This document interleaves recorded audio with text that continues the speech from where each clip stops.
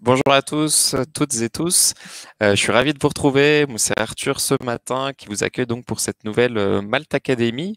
Aujourd'hui, on va discuter des actions et donc comment vous allez pouvoir les prioriser, notamment grâce au modèle Weighted Shortest Job First. C'est David ce matin, enfin ce midi, qui en parlera beaucoup mieux que moi. Salut David. Salut à tous. Merci infiniment d'ailleurs de pouvoir présenter ce sujet-là. N'hésitez pas à me dire au cours de la présentation, justement, si jamais vous avez un souci de connexion ou autre. Là, je vois que tout le monde nous dit bonjour, donc c'est que tout doit bien Ouais. fonctionner. On prendra des questions à la fin, d'ici une demi-heure environ. Pensez bien à les poster justement dans l'espace dédié et non pas dans le chat parce qu'on risque de les rater. Pour info, la présentation de David sera donc dispo à la fin. Moi, je reste connecté aussi, donc si jamais il y a des questions ou autre, David, n'hésite pas à me dire. Si tout est bon, je te laisse toi aussi te présenter et puis expliquer à tout le monde comment ça va se passer. Super, merci. Bon, j'espère que vous m'entendez bien. Bon, on a fait quelques tests, donc tout devrait bien aller. Merci Arthur de m'accueillir pour ce Malte Academy sur un sujet auquel j'accorde pas mal d'importance, particulièrement dans les accompagnements que je fais. Donc, prioriser sans équivoque. La difficulté dans les organisations, c'est évidemment d'arriver à faire entendre tout le monde sur ce qu'on doit faire en premier. Donc, on va en discuter. Pour rapidement me présenter, donc je suis consultant en transformation des organisations, coach agile. J'interviens dans les grandes organisations. Un de mes derniers gros clients est un des grands ministères. J'interviens aussi dans les groupes d'assurance, bancaires, etc. Mais pas que, je fais aussi des accompagnements de start-up. Et ça fait 3 ans maintenant que je suis consultant. Voilà. Il y a une petite nouveauté récemment, c'est que je suis en train de monter mon cabinet avec plusieurs personnes, qui s'appelle Egila Conseil. Et, donc voilà la nouvelle entité qui porte mon activité de freelance et de consultant en transfo. Alors, qu'est-ce qu'on va faire aujourd'hui? On va travailler, on va voir en 5 points comment prioriser différents sujets, différentes actions. On va d'abord reposer le problème, c'est-à-dire la question c'est, en général, j'ai du mal à savoir par quoi commencer. Donc, on va déblayer tout ça, puis on va vérifier qu'on considère bien les objectifs qui sont attachés aux actions qu'on doit mener. Vous allez voir que c'est essentiel pour la suite. Et ensuite, on va développer, parler de méthodes assez simples de priorisation, de méthodes, et ensuite on parlera du score d'opportunité, puis on finira avec ce fameux Weighted Shortest Job First, le WSJIF, on appelle ça en français, qui est démocratisé de plus en plus par un framework que j'utilise beaucoup dans l'accompagnement, qui est SAFE. Voilà pour le programme. Alors, première question, c'est le matin, quand je me lève, je dois faire quoi? Par quoi je vais commencer? C'est souvent assez délicat de répondre à cette question. On a souvent l'impression d'être submergé par les choses à faire, des choses à mener. Il peut arriver, par exemple, chez moi, je suis freelance, je suis à la maison, en ce moment, le remote, le télétravail est plus que contraint, mais j'ai aussi un jardin et je dois souvent passer la tondeuse. Mais j'ai aussi des offres commerciales à taper et faire des propositions à de potentiels clients. Et donc, je dois aussi rédiger ces offres. Donc, c'est compliqué. Entre, d'un côté, ma famille et ma femme, mes enfants qui me poussent à passer la tondeuse, et de l'autre, mes clients qui me traînent pour que je leur sorte la proposition pour hier, je ne sais plus où donner de la tête.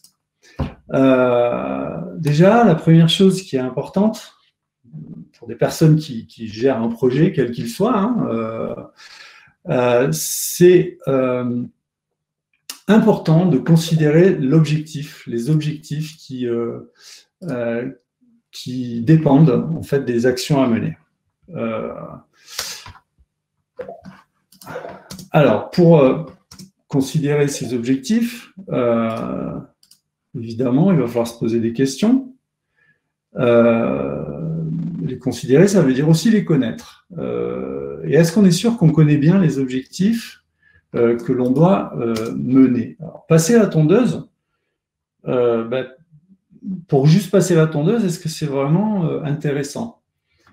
Qu'est-ce qu'il y a derrière passer la tondeuse? En fait, passer derrière la tondeuse, ça veut dire profiter d'un extérieur, d'un jardin, passer du bon temps en famille, avec des amis. C'est ça que ça veut dire. Si je passe la tondeuse, c'est pour avoir un environnement agréable.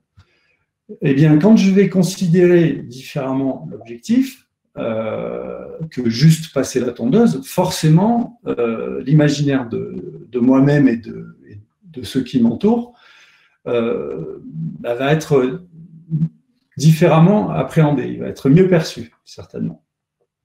Donc, il est important, dans le travail, même dans la vie, là c'est un cas de vie personnelle, de toujours mieux considérer les objectifs à atteindre plutôt que les tâches à mener pour atteindre ces objectifs.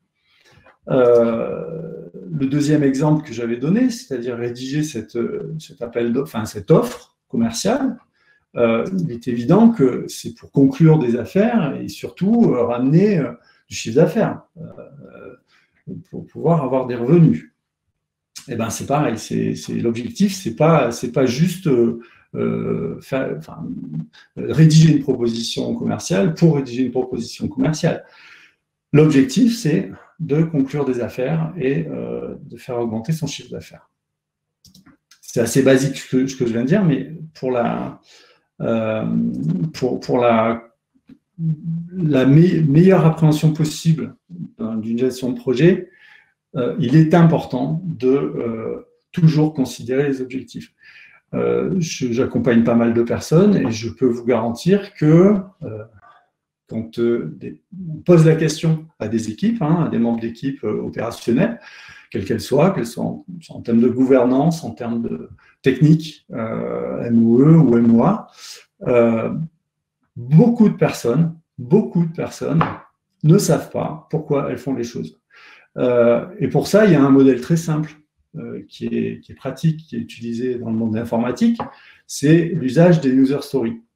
Alors, tout le monde connaît bien le framework en tant que je souhaite afin de. Cette technique a une force, c'est de toujours répondre à cet objectif, justement. Donc, les gens ont beaucoup de facilité à dire pour qui on fait les choses. Et ça, c'est la première question à laquelle on doit répondre. Donc, la user story répond d'abord à qui ou pour qui on fait les choses, ou qui fait les choses. L'action derrière, c'est quoi? C'est qu'est-ce qu'on fait? Et surtout, l'objectif, le pourquoi. Et ce pourquoi, il est souvent négligé, très souvent négligé. Malheureusement, je le rencontre très, très, très souvent. Alors, on va passer à la première méthode simple, qui est Eisenhower. Eisenhower, président des États-Unis dans les années 50, qui avait une méthode assez radicale pour prioriser ses tâches quotidiennes. C'est très simple, il se posait deux questions. Quand il était en face de quelque chose à faire, ou d'un objectif à atteindre, il se demandait si c'était urgent et si c'était important. Donc ça crée une grille, une matrice dans laquelle on va pouvoir implémenter nos actions. Eh bien, si je considère que, on va reprendre par exemple passer la tondeuse, si c'est urgent et si c'est important, évidemment, je vais le faire tout de suite. Il se peut que ce soit important, mais pas urgent. À ce moment-là, qu'est-ce que je vais faire? Je vais le planifier, je vais le mettre dans mon planning, je vais le prévoir pour plus tard. Il se peut aussi que ce soit urgent, mais pas important. À ce moment-là, Eisenhower, un président, a la possibilité souvent de déléguer des actions. Donc c'est ce qu'il faisait en général. Donc quand c'était urgent mais pas important, eh bien il déléguait cette action, cette tâche à quelqu'un.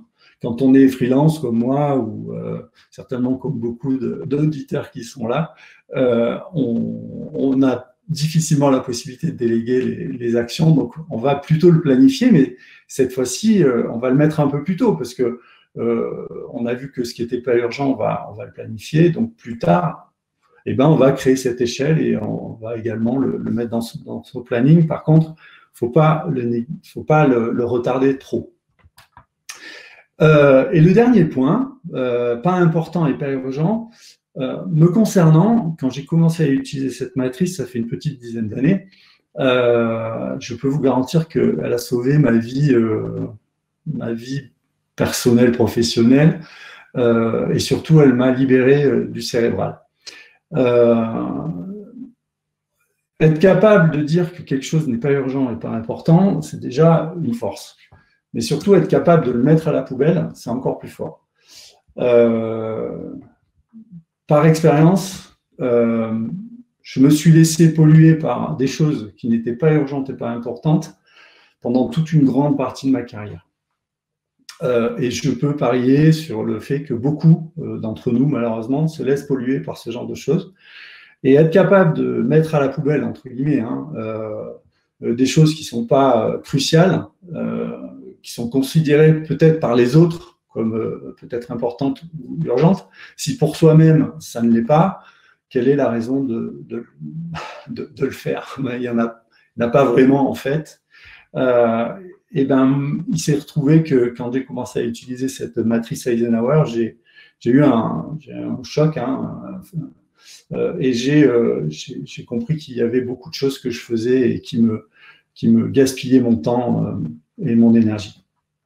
Voilà pour Eisenhower, la petite anecdote par rapport à cette matrice que je trouve, moi, d'une efficacité déjà redoutable. La deuxième méthode assez simple, c'est le MOSCO. Donc, beaucoup ici connaissent, j'imagine. C'est un acronyme. Cette méthode, elle est à utiliser, mais à condition d'avoir quand même affaire à des gens qui parlent bien anglais, qui comprennent bien l'anglais, parce que il y a une sémantique derrière. Il faut pas négliger ça. Et on peut avoir des biais avec les personnes qui utilisent cette matrice, et vous allez comprendre pourquoi. Must have, c'est évidemment ce qu'il faut faire tout de suite, c'est ce que nous devons avoir. Le should have, donc c'est le deuxième niveau, les choses qu'on va faire en deuxième plan et dès que ce sera possible. Le could have, c'est quelque chose que l'on pourrait avoir, mais qui ne devrait pas affecter d'autres choses. Et le want have, c'est ce que j'appelle la cerise sur le gâteau, c'est vraiment quand il n'y a plus rien d'autre à faire. À ce moment-là, on va pouvoir développer ceci, ça embellira les choses. Alors, il y a une manière de traduire en français que j'aime bien, mais chacun peut l'adapter comme il veut. Le premier, c'est ce qui est vital, c'est des choses absolument indispensables, on ne peut pas s'en passer. Ensuite, ce qui est should have, ça va être l'essentiel. Le could have, c'est du confort, et le want have, c'est du luxe. Malheureusement, j'ai rencontré, et je rencontre encore souvent, même dans des éminents groupes, des assez reconnus, un parallèle qui est fait avec ça. Les priorités 1, 2, 3, 4.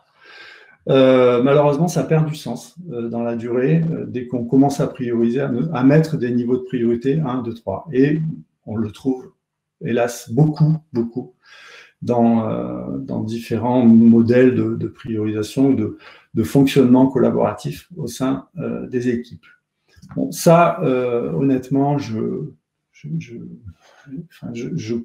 conseille aux gens qui l'utilisent de revoir leur copie. C'est pas une très très bonne pratique et ça ça crée des tensions, des biais et des incompréhensions entre les personnes. Voilà pour le Mosco. Le Mosco, c'est une belle méthode qui va nous permettre d'aller vers le score d'opportunité.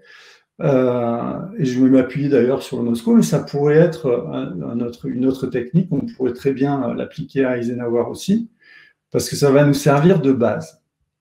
Le score d'opportunité, c'est une méthode de priorisation dans laquelle on va commencer à intégrer des calculs. Donc, c'est pas une approche scientifique, mais en tout cas, elle va rationaliser, elle va objectiver ce qui, à la base, pourrait être subjectif. Donc, je reprends ma grille de Mosco et pour la donner une valeur, alors attention, pas 1, 2, 3, 4, justement, je vais, de manière assez arbitraire, donner une échelle de 0 à 10. Je vais dire que ce qui est must, ça vaut 10, c'est le maximum. Should, c'est le 7, could, c'est 3, et want, c'est 1. Ça permet déjà d'avoir une échelle graduée qui va potentiellement dire quelle valeur apporte cette tâche alors, à l'organisation, à nos clients, à tout ce qu'on peut considérer qui a besoin d'être valorisé. Donc ça, évidemment, ça se négocie en équipe et on se met d'accord sur l'échelle à mettre en place. Bon, là, c'est une échelle de 1 à 10, mais ça pourrait être autre chose. On va parler d'autres échelles juste après. Donc, cette valeur, pour la pondérer, pour essayer de la mettre dans une échelle qui va permettre la priorisation, on va la diviser tout simplement par l'effort, c'est-à-dire qu'est-ce que ça demande comme effort pour produire telle ou telle action, telle ou telle tâche ou atteindre tel ou tel objectif. Et l'effort, on a pour habitude, et je suis sûr que ceux qui nous écoutent connaissent tous ou presque tous la suite de Fibonacci, eh bien on va se servir de cette échelle qui évite les discussions trop grandes dès que on a des écarts trop infimes entre telle ou telle action à mener. Alors, la suite de Fibonacci, c'est, pour ceux qui ne le savent pas, c'est une suite logique mathématique qui ajoute les nombres successivement. Donc, on a d'abord 0. Alors là, le 0 n'y est pas, mais il pourrait y être. Donc, on a 0, puis 0,5 normalement, mais là, on ne l'a pas non plus. Donc, c'est 0, 1, puis 2, puisque on fait 1 plus 1, puis 3, donc 3 c'est 2 plus 1, puis 5, puisque c'est 3 plus 2, et ainsi de suite. Donc 8, 5 plus 3, etc. Cette suite de Fibonacci, dans notre cas, on la simplifie. Vous constatez bien que 20, ça ne vaut pas 13 plus 8. Eh bien, tout simplement, sur les plannings poker, puisque c'est comme ça qu'on appelle les échanges que l'on fait en équipe pour déterminer l'effort d'une tâche ou d'une user story, on va simplifier cette suite de Fibonacci. Et en général, on a cette suite de nombres et ensuite on simplifie à partir de 20, puis on aura 40 et 100 en général, voire une carte infinie, mais on verra ça plus tard. Donc voilà comment ça se fonctionne. Donc pour le score d'opportunité, c'est tout simplement la valeur déterminée d'une action, d'un objectif, divisé par l'effort que l'atteinte de cet objectif demande à faire. On va faire un exemple avec ce qu'on a vu tout à l'heure. Donc, par contre, on va considérer qu'on est bien vendredi soir et qu'il est 17h. Vous allez voir pourquoi après. Il est vendredi soir, 17h, je dois passer la tondeuse. Parce que j'ai envie de profiter de mon jardin pendant tout le week-end avec ma famille. Ça, avec ma famille, avec ma femme, avec mes enfants, je considère que ça apporte une valeur, sur une échelle de 10, ça apporte une valeur de 7. Voilà, on a tous décidé, ça vaut 7. Idem pour cette conclusion de contrat et d'apport de chiffre d'affaires, vendredi soir à 17h. La valeur que ça apporte, à ce moment-là, c'est 3 sur l'échelle de 1 à 10. Pareil, on s'est challengé avec l'équipe qui est ma famille. Et à ce moment-là, ben, le week-end, on n'a pas forcément besoin de conclure une affaire. Donc, ça vaut 3 par rapport au jardin accueillant. Ensuite, avec l'équipe, toujours pareil, donc ma famille, mes enfants, ma femme, on a décidé, on a dit ensemble que mettre le jardin en état pour qu'on puisse y passer un bon moment, un agréable moment, ça valait 3. Conclure une affaire et rapporter de l'argent, ça demande plus d'efforts, ça vaut 13. Voilà. On l'a décidé ensemble. Je vous rappelle que là, on est sur la suite de Fibonacci. Eh ben, c'est tout simple, il suffit de faire le rapport des deux. On fait 7 divisé par 3 pour le jardin et 3 divisé par 13 pour l'offre commerciale. Eh ben, nous avons les scores qui s'affichent ici. Donc, on a 2,33 pour passer du temps agréable dans son jardin et 0,23 pour conclure une affaire. Donc, sans surprise, vendredi soir à 17h, il est préférable de commencer à passer la tondeuse. Éventuellement tailler les haies, etc. Et on va mettre un petit peu de côté, en tout cas on va retarder le fait d'aller commencer à travailler sur l'offre commerciale.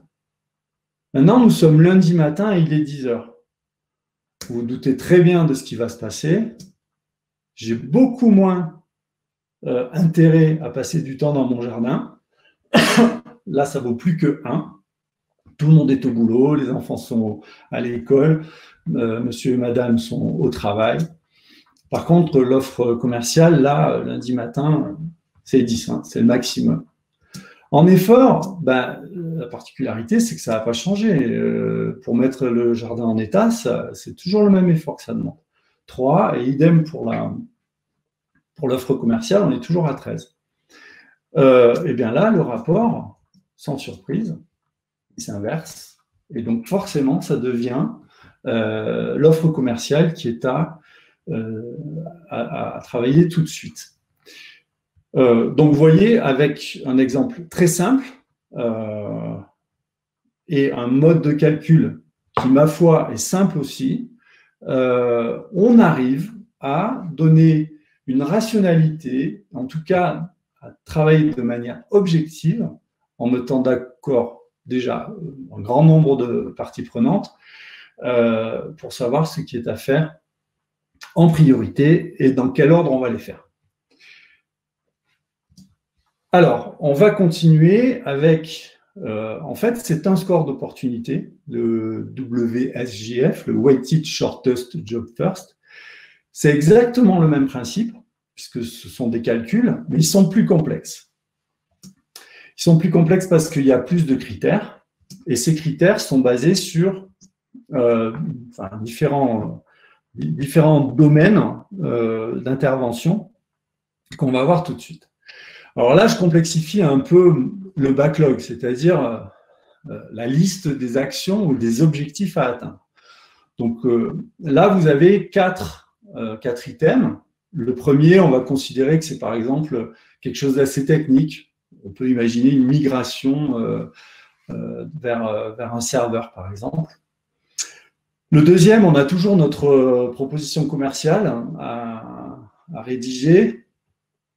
Le troisième, ça va être lié plus aux médias, au déploiement, par exemple, pourquoi pas, de webinars comme aujourd'hui, à poster sur YouTube ou autre. Et le quatrième, c'est le social media management. C'est les actions menées pour développer la communauté sur les réseaux sociaux ou les groupes d'échange. De manière assez généraliste, eh bien, on va fixer la valeur, comme on l'a fait tout à l'heure sur le score d'opportunité, avec, on va reprendre les critères tout à l'heure, mais cette fois-ci, on va plus se baser sur une échelle de 0 à 10, mais bien sur la suite de Fibonacci. J'y reviens tout à l'heure. Le deuxième critère, qui est qui est à prendre en compte, c'est la criticité du temps. En anglais, on dit time criticality. En fait, on va donner un sens à l'urgence. C'est un peu un déploiement plus précis de Eisenhower sur l'urgence. On ne va pas juste dire si c'est urgent ou pas urgent, on va lui donner un degré. Là aussi, on va utiliser la suite de Fibonacci. Le troisième critère qu'on va considérer, c'est le gain d'opportunité et ou la réduction de risque. Alors, ça se travaille ensemble. Pourquoi Parce que on pourrait diviser encore les deux, mais ça commence à faire très complexe. En fait, une action, c'est soit elle nous offre la possibilité de gagner des opportunités d'affaires, par exemple, soit elle nous offre de pouvoir réduire les risques que l'on va rencontrer dans le développement d'un projet. Ça peut être les deux aussi, donc ça, c'est à considérer et à bien appréhender au sein de l'équipe. Donc là, déjà, sur le plan intellectuel, ça commence à faire travailler un peu les cerveaux en équipe, mais ce sont des sujets qui sont très, très importants à traiter quand on gère des projets ou qu'on conçoit des produits. Alors, la méthode qu'on va appliquer sur ces trois critères, elle est relative, c'est-à-dire qu'on va se baser sur la valeur la plus petite potentielle. Donc, on utilise la suite de Fibonacci, d'accord, donc de 0 à 100 en général, et on va attribuer 1 à l'objectif, à l'item qui vaudrait le moins, qui apporterait le moins de valeur. Donc, et ça se fait en équipe, hein, c'est l'équipe qui décide ensemble, on se met d'accord sur qu'est-ce qui vaut 1, qu'est-ce qui apporte le moins de valeur. Bon, là, pour l'exemple, j'ai décidé que c'était la conclusion des contrats. On peut imaginer qu'il y en avait déjà plein en cours et qu'on n'a pas besoin, pour l'instant, on a moins besoin de conclure de contrats que, par exemple, de travailler les réseaux sociaux. Eh bien, je mets 1 à cet item, à cet objectif, et on va évaluer les autres items en relation avec la valeur qu'on a mis au moins, enfin au 1. Et ça se fait avec le planning poker. Donc, on met autour d'une table, ça se fait aussi de manière digitale, enfin en visioconférence, il y a des outils pour ça. Et donc, on fait jouer aux cartes les personnes et on fait sortir les scores de chacun. Les gens ne vont pas être forcément d'accord, donc on va poser la question de savoir pourquoi ils ont mis ces valeurs-là aux valeurs les plus extrêmes. À celui qui a la valeur la plus haute et celui qui a la valeur la plus basse, ces deux-là vont donner leur argument. Ces arguments vont venir dans la balance pour l'ensemble de l'équipe. En général, en 2 tours, c'est plié. Je peux vous le garantir. À chaque fois qu'on met en discussion les 2 cartes extrêmes, derrière, au 2e tour, on trouve un consensus. Si ce n'est pas le cas au 2e tour, on fait un 3e tour et là, en général, on trouve toujours un terrain d'entente. Donc, ça permet de rendre ce qui est subjectif au départ, vous l'avez compris, on n'est pas forcément d'accord sur la valeur que va apporter un objectif, et donc on va pouvoir challenger les personnes et finalement les mettre d'accord parce que les arguments sont tous entendables. C'est ça qui est difficile, notamment pour les Scrum Masters dans les équipes Scrum, de faire accepter que chacun a raison en fait. Et avec ces raisons-là, on va pouvoir mettre en corrélation et faire en sorte qu'on ait une décision commune d'attribuer un score global qui ne sera plus subjectif, il deviendra objectif puisque c'est l'ensemble de l'équipe qui sera tombé d'accord. Et ça marche super bien, on s'est bien mené.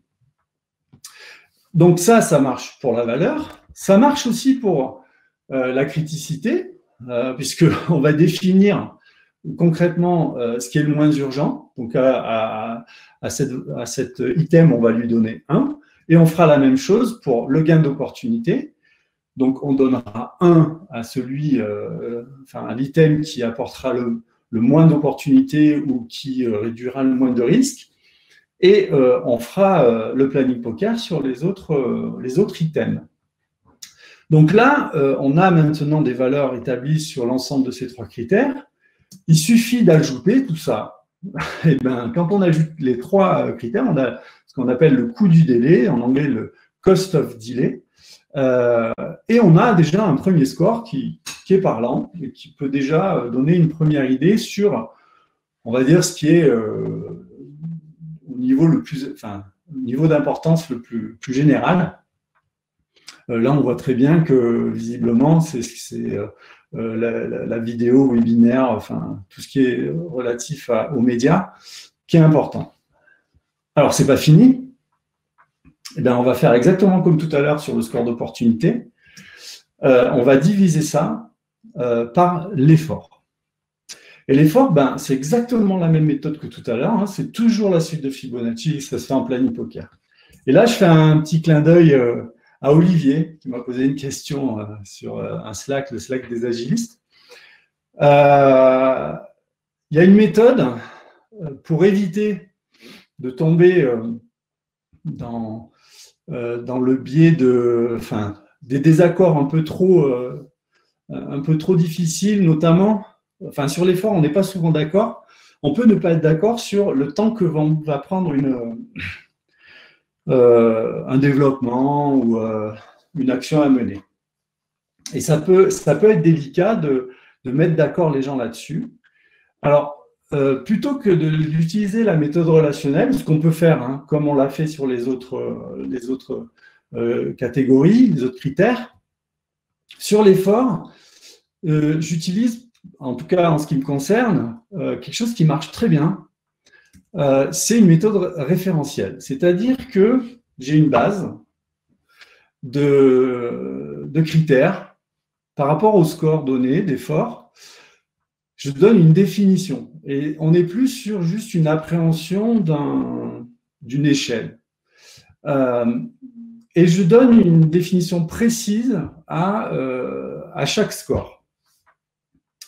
Alors, je ne l'ai pas inventé, c'est quelque chose qui sort notamment d'un jeu de planning poker que je m'étais procuré et que je trouvais très intéressant.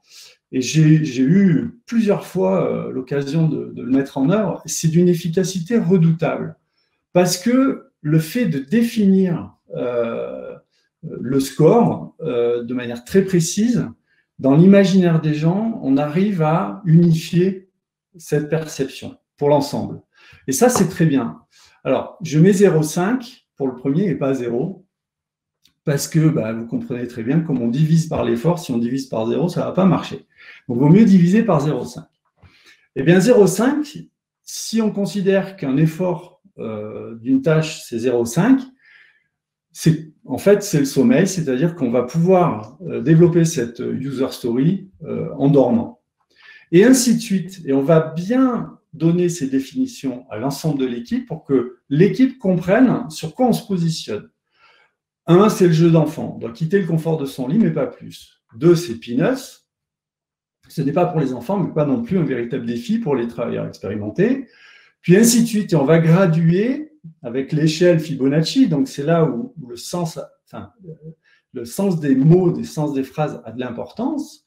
Le 3, c'est la fusée, donc une mission comportant des défis, mais quand même, ce n'est pas sorcier. 5, c'est le saut en hauteur, donc la barre est définitivement placée plus haute. Néanmoins, avec une préparation et une planification consistante, cela reste une mission gérable.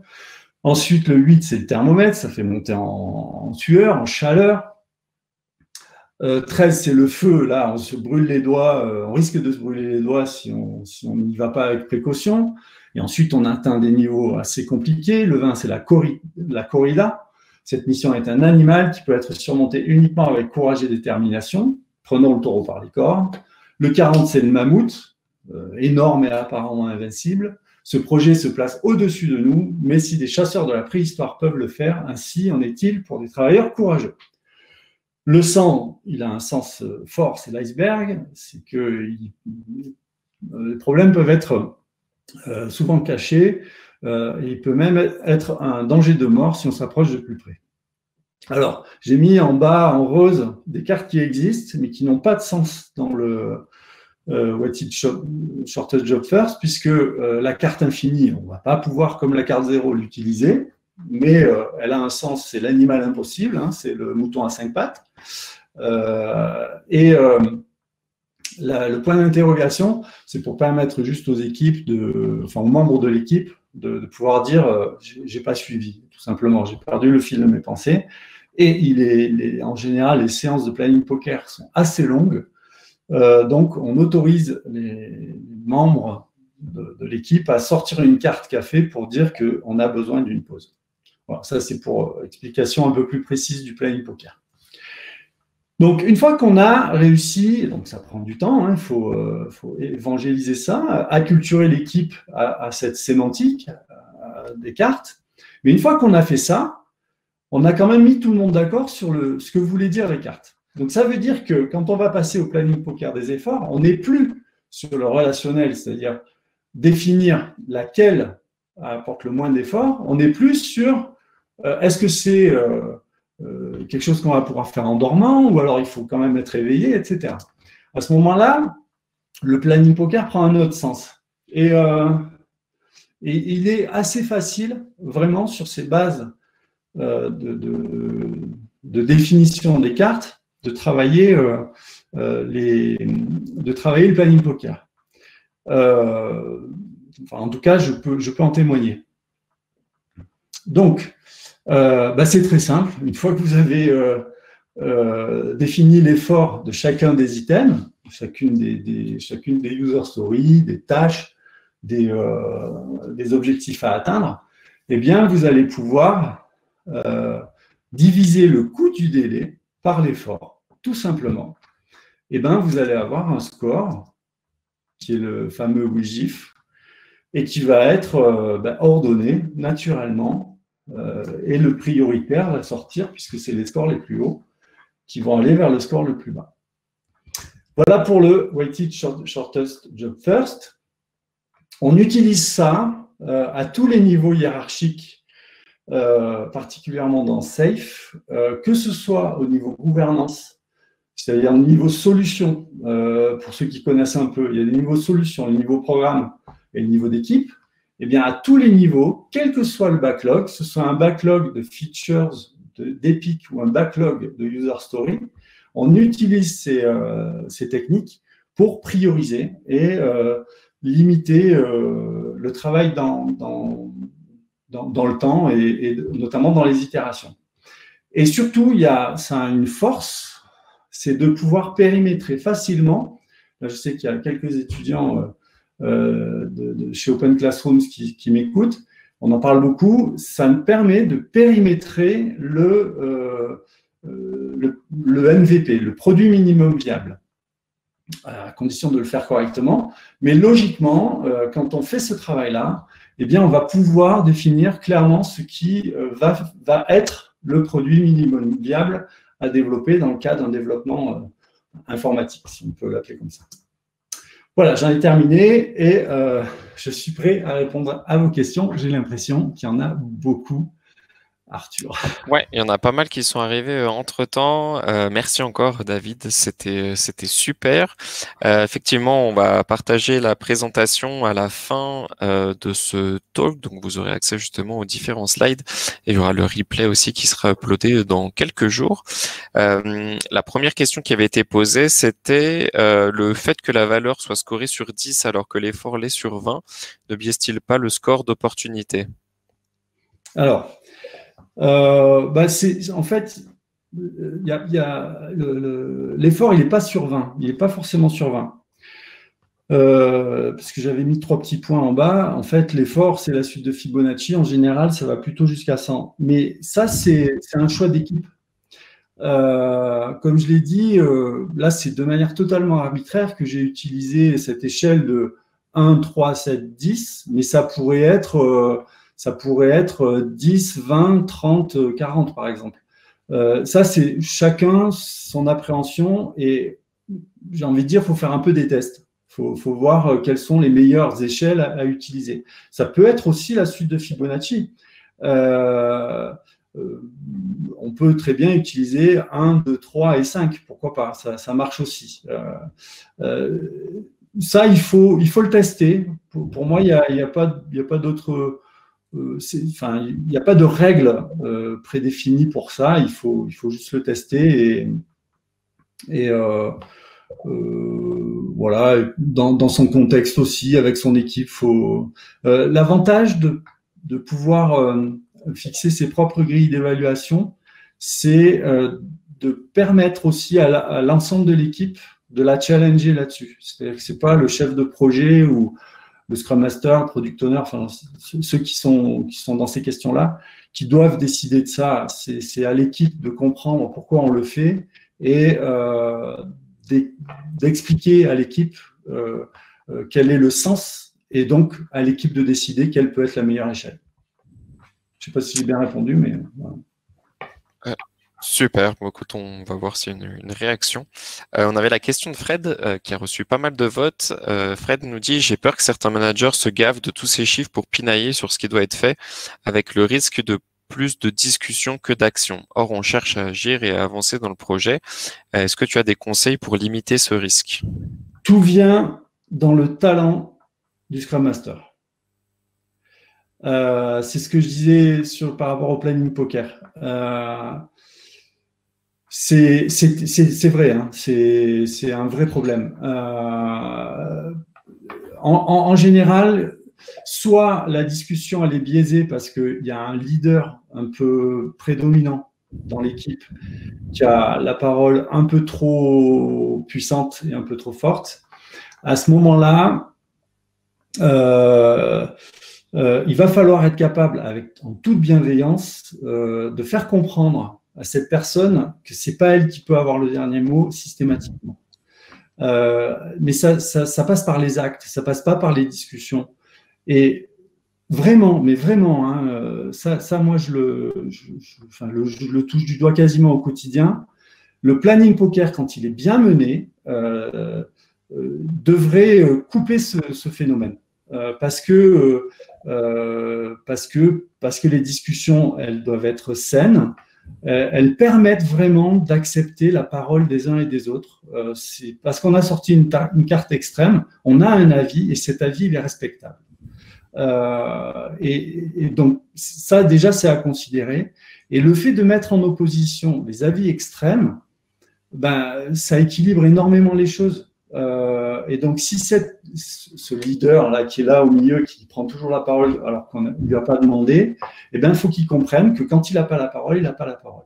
Il prendra la parole quand il aura la parole, c'est-à-dire quand il sortira une carte extrême. Alors, il y en a un qui sont assez. Enfin, il y a des comportements pas très bienveillants, on va dire. Il y en a, ils sortent la carte 100 juste pour avoir la parole, ou la carte 0, par exemple. Bon, bah, c'est pas grave, ça marche une fois, 2 fois, mais jamais 10, quoi. Donc, voilà. J'espère que j'ai bien répondu à la question. Super, merci beaucoup, David. La question d'après, on avait Olivier qui demandait effort ou job duration, car le cost of delay permet de calculer ce que coûte chaque jour d'attente pour délivrer une fonctionnalité, mais l'effort n'est pas représentatif de cette temporalité. Est-ce que tu as un avis sur la question? Ouais, j'en ai un d'avis. J'en ai un. Pour moi, on devrait éliminer toute notion de durée au sein même d'une équipe. Je parle bien de l'équipe opérationnelle. Je ne parle pas de la gouvernance. Si on donne une vélocité à une équipe, c'est pour appréhender, assimiler la capacité d'une équipe à fournir effectivement un travail donné dans un temps donné. Mais le fait de pouvoir discuter différemment quand jour homme ou par exemple, cette tâche va demander tant de jours à être réalisée, ça biaise énormément la notion d'objectif à atteindre, et ça crée cette chape de plomb, cette pression sur les épaules des opérationnels. Et donc, l'effort, c'est pas job duration. L'effort, c'est un ensemble de tout ça. Oui, il y a le temps dedans, mais il n'y a pas que ça. Il y a aussi, par exemple, est-ce que ça demande de la répétition? Ça peut être facile à faire, mais par contre, ça peut demander du temps parce qu'il va falloir faire peut-être 1000 fois la même chose. À l'inverse, on va faire une fois une chose, par contre, ça va demander énormément d'efforts intellectuels. Donc, c'est un tout. Et le fait d'accepter qu'il n'y ait qu'une seule valeur pour tout ça, déjà, c'est une victoire. Parce qu'on arrête de parler de temps, même si, attention, hein, on ne néglige pas le temps, puisque et le propre particulier de Scrum, de Safe, tous les cadres d'agilité, il y a cette notion de temps, puisqu'on est sur des sprints avec des durées fixes, etc. Mais le propre d'évaluer ça en termes de points de complexité, de points d'effort, c'est justement pour qu'il n'y ait plus que la durée qui soit prise en compte. Il y a tout le reste. Et ça, quand l'équipe a compris ça, qu'elle appréhende les choses de cette manière-là, mais on a une espèce de sérénité qui s'installe dans l'équipe qui est vraiment… en fait, on passe sur des méthodes douces de transition. Et pourtant, ça ralentit pas le travail, bien au contraire. En général, ça l'accélère. Super. La question d'après, on avait Gaël qui nous demandait si toi, David, tu as des critères pour choisir une méthode par rapport à une autre, s'il y en a une que tu utilises peut-être plus ou… Alors, clairement, Eisenhower, c'est plutôt la méthode personnelle. C'est celle que je m'applique à moi-même le matin quand je me lève, parce qu'elle est pratique, elle est très rapide. Par contre, ce n'est pas quelque chose qu'on va appliquer à une équipe de 10 personnes. C'est évident. Le WIGIF, évidemment, c'est déjà pour des projets complexes où il va falloir commencer à aligner pas mal d'équipes, par exemple. C'est dans une équipe Scrum, un Moscow et un planning poker suffisent amplement pour périmétrer son travail. Je pense que ça suffit. Maintenant, c'est toujours pareil. C'est pas au consultant, c'est pas au product manager, c'est pas au product owner, c'est pas au Scrum Master de forcément décider ça. C'est l'équipe, et ça, moi je crois beaucoup en ça. Hein. C'est à l'équipe de décider elle-même de ce qu'elle va s'appliquer comme règle, à condition qu'elle ait bien compris les enjeux qui sont derrière, évidemment. Donc c'est pour ça qu'il y a aussi cet effort pédagogique et de faire comprendre pourquoi on fait les choses. Ça marche, super, merci beaucoup. La question ensuite qui a reçu pas mal de votes, c'était Antoine. Est-ce applicable à de la gestion multi-projet, chaque projet n'ayant pas la même priorité des uns et des autres? Est-ce que les scores sont transposables?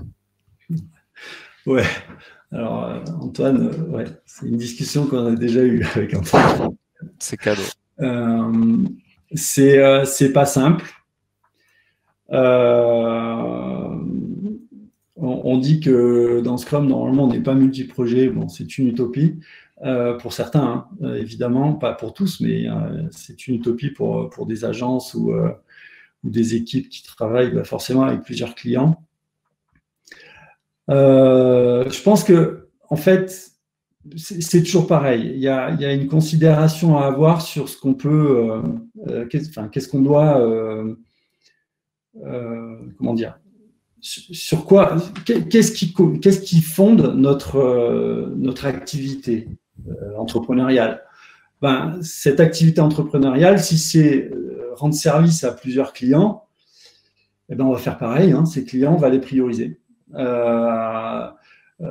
Avant de commencer à travailler sur le backlog, peut-être qu'on va déjà commencer à se poser la question quel est le plus gros client? Enfin, c'est lequel qui va nous rapporter le plus d'argent, en fait, ou qui va apporter le plus de valeur. Enfin, il y a peut-être d'autres critères à évaluer, hein, mais déjà, on va se poser cette question. Ça va déjà aussi nous aider en termes de stratégie. Ça, dans Safe, on le fait très bien parce que c'est ce qu'on travaille au départ, en fait. Quand avant même de mettre les équipes au travail, ben, on choisit les thèmes stratégiques sur lesquels on va bosser, tout simplement en priorisant ces thèmes. Ben, c'est le même problème, c'est-à-dire que il y a des projets, des clients sur lesquels on va travailler de manière plus prégnante parce que ben, c'est peut-être 80% de notre chiffre d'affaires, et ben on va peut-être accorder 80% de l'activité à ce client-là.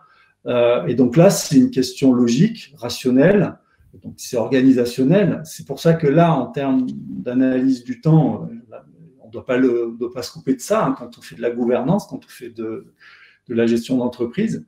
Par contre, on va attribuer clairement ce qui dépend de tel ou tel client ou de tel ou tel effort ou de tel ou tel thème stratégique.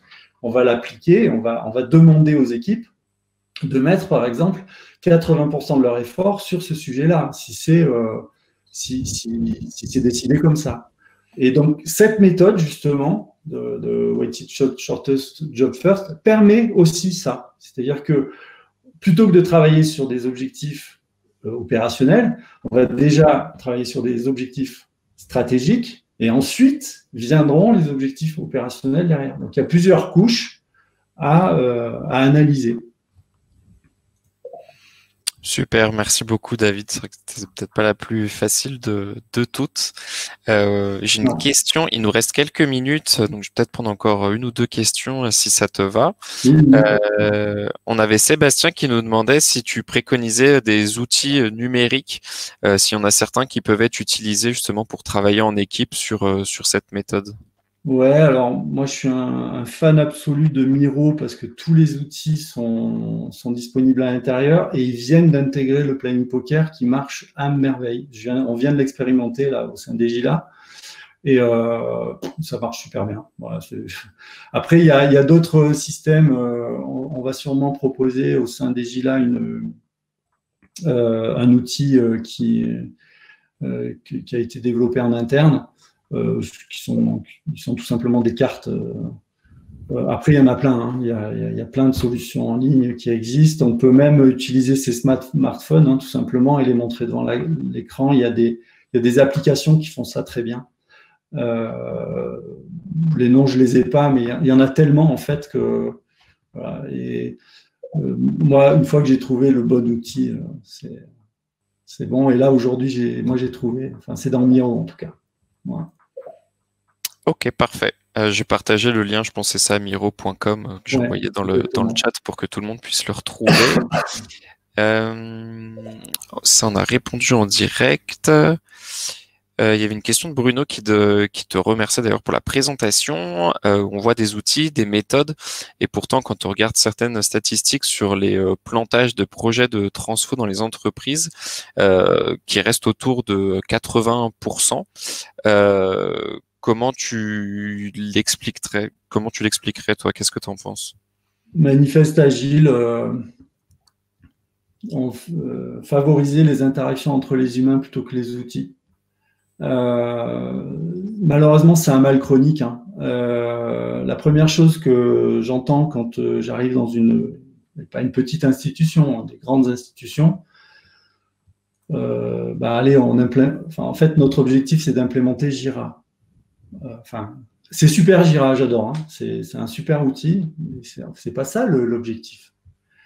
Donc, une transfo, elle se fait pas par les outils, elle se fait d'abord par l'analyse du contexte. Il y a tout un protocole, il y a tout un process relationnel, psychologique, voire même des fois scientifique, à aborder sur des sujets de transfo qui sont complexes, qui passent d'abord par le leadership.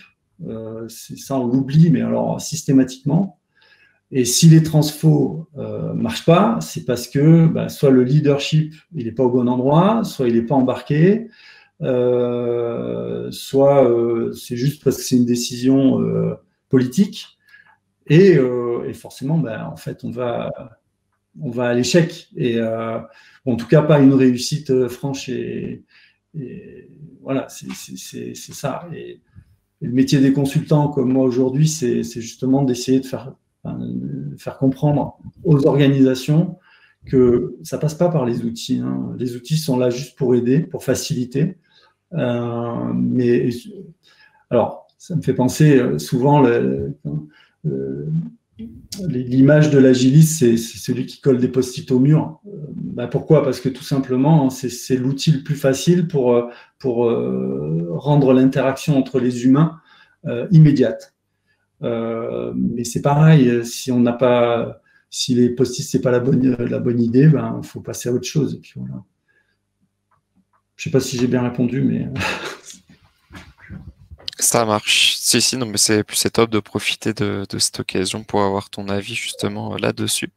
Karen nous demande, est-ce que la méthode choisie implique un engagement différent de la part de l'équipe? Est-ce que la méthode choisie implique un engagement différent de l'équipe? Non. Non, c'est du moment qu'elle a accepté la méthode, qu'elle l'a comprise surtout, c'est important ça c'est la base. Si l'équipe, il suffirait d'un membre qui ne comprend pas la méthode, ou en tout cas n'y trouve pas de sens, déjà c'est qu'on n'a pas, en tant que porteur de projet, porteur d'initiative, ou consultant ou Scrum Master, si déjà on a une des personnes, un membre de l'équipe qui ne comprend pas ce qu'on est en train de faire, on peut considérer qu'on est en échec. On doit systématiquement vérifier que tout le monde a bien compris pourquoi on faisait les choses et que tout le monde adhère au principe. Ça, c'est la base. Si on n'a pas ça, à 100%, hein, si on n'a pas ça, il y aura un échec, il y aura des distorsions, c'est évident, des réticences, des résistances, ce qui est le mal de la transformation. C'est vraiment ça qui bloque en général. Et ça passe par les petites équipes, hein, ça passe aussi bien par le bas que par le haut.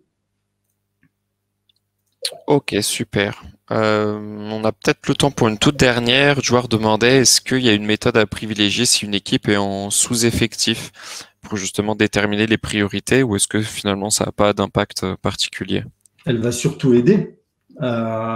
Sous-effectif, alors je l'entends de différentes manières. Sous-effectif, est-ce que c'est parce qu'on a l'impression qu'il manque du personnel pour les objectifs à atteindre, ou bien il y a des absences et donc on est en déficit de personnel par rapport à l'habitude. Voilà. Bon, dans les deux cas, aligner 3 personnes, c'est sûr que c'est beaucoup moins difficile qu'aligner 10 personnes. Dans les deux cas, cette méthode, quelle qu'elle soit, ces méthodes, quelles qu'elles soient, vont aider justement à mieux comprendre et mieux appréhender ce qu'il y a à faire et ce que l'équipe est capable de faire, de fournir. Et souvent, on se pose la question, je vois beaucoup dans les différents échanges sur des communautés, des tech leads ou des Scrum Masters, se pose la question ou demande conseil auprès de la communauté pour par exemple, on a ça à faire, il faut le livrer pour, je sais pas, pour 3 semaines. On a l'impression qu'on est à peu près bon, mais on a peur quand même de ne pas être dans les temps. Qu'est-ce que vous appliquez comme méthode, sachant qu'on ne peut pas déroger, quoi. Peut-être que l'appréhension, elle a pas été prise sous le bon angle au départ. Et le fait d'aligner tout le monde avec une méthode de priorisation précise qui aide à bien comprendre le fonctionnement de l'équipe, ça ne se fait pas non plus en claquant des doigts, c'est pas en un tour de planning poker qu'on va avoir les réponses, il faut en faire plusieurs. À ce moment-là, les choses vont s'installer. Et le mindset de l'équipe devrait plus être, c'est cascade versus agile, hein, là ce que je suis en train de vous dire. Hein. Le mindset devrait plus être j'ai ça à faire à cette date-là, Non, c'est à cette date-là, je vais être capable de faire ça. Et c'est deux approches différentes. Et la différence qui est fondamentale hein, chez les agilistes, qui devrait être ça, c'est vraiment de dire, on va vous livrer des choses, c'est pas forcément ce que vous attendez, par contre, ce qu'on va vous livrer, c'est vraiment de la qualité et de la valeur.